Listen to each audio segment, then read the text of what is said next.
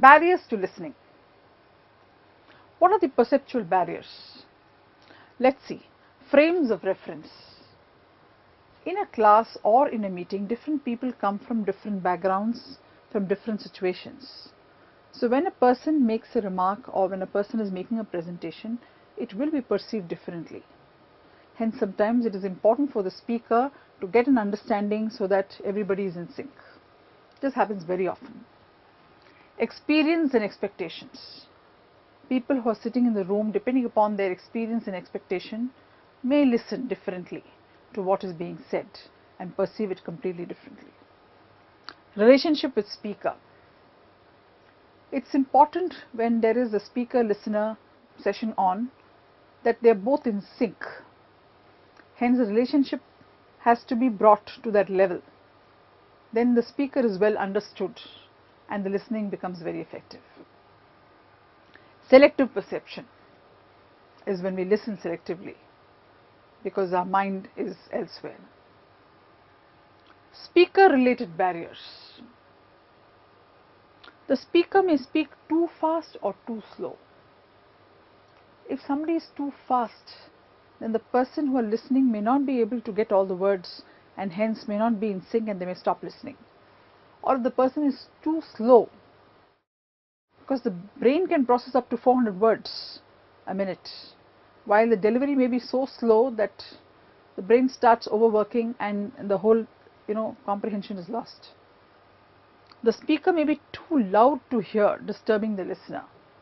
These are things which can disturb the listening process, because here we are talking about absorbing what is being said, comprehending and then storing it. A few speakers do not use pauses in their speech. Hence, meanings may change and it may not be, even the listening process, the pauses will not happen and hence the understanding may not be perfect.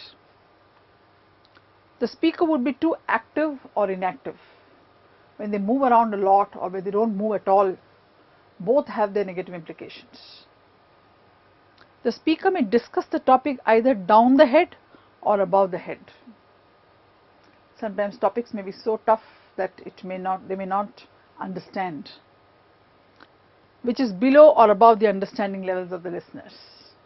So, it could be a problem. Speakers may use a medium of expression which is unfamiliar to the listener. Idioms or phrases which may not be familiar for others should not be used normally in a speech process, because in that case the comprehension will not happen and hence the listening process will get affected. Listener related barriers. What are they? Uninterested listeners. When you are addressing a class, I'm sure the teacher faces that day in and day out that there are few who are not interested in listening. Their priority may be something different for that day. I know it all attitude. Oh, what is she going to tell me? Don't I know this already? Rejecting persons. I don't want to listen to whatever she says. That could be an attitude. Mental state of listener. Has had a very bad time at home, has come over and is not able to listen to what you're trying to say. Ambiguous purpose. The purpose is not learning in a class. He may be having a different purpose altogether and hence he may not be listening. Rejecting a subject. I hate maths. I don't want to listen to anything being said about mathematics. Criticizing physical appearance or delivery. Biases that we may have about the person who is presenting or talking can cause a physical barrier as far as listening is concerned. Avoiding difficult listening. Whenever there's a topic which is difficult and I do not want to listen, I just avoid listening because that topic is not to my taste. What are the other barriers? Understanding of non-verbal cues.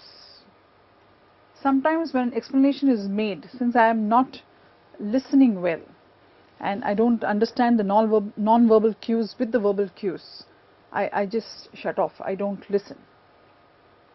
Non-verbal cues are required in order to make, complement the verbal cues, whatever is being said verbally.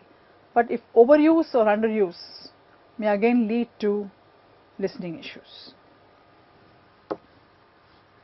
Environmental distractions. The seat on which the listener is sitting is poor and uncomfortable. I am so fidgety that I am not able to listen to what is being said because of the discomfort. Chatting with the next person. Since I am chatting with the next person, neither am I listening nor is the person with whom I am chatting listening. Extreme hot and cold conditions at the venue. If the venue is not comfortable, if it's too hot, the discomfort again does not allow you to listen. Similarly, if it is too cold, you're trying to help yourself to make comfortable, again you stop listening. Odd time of presentations. Presentations made late night or just after lunch may be difficult for people to accept heavy presentations after lunch. Disturbing doors, windows and fans. Noise created by any of this can hamper listening. Noise outside the venue. Suddenly if you hear crackers bursting or there is a song playing, it can surely divert your attention and you stop listening. Poor ventilation and light. Again, not a right environment for concentrating or listening.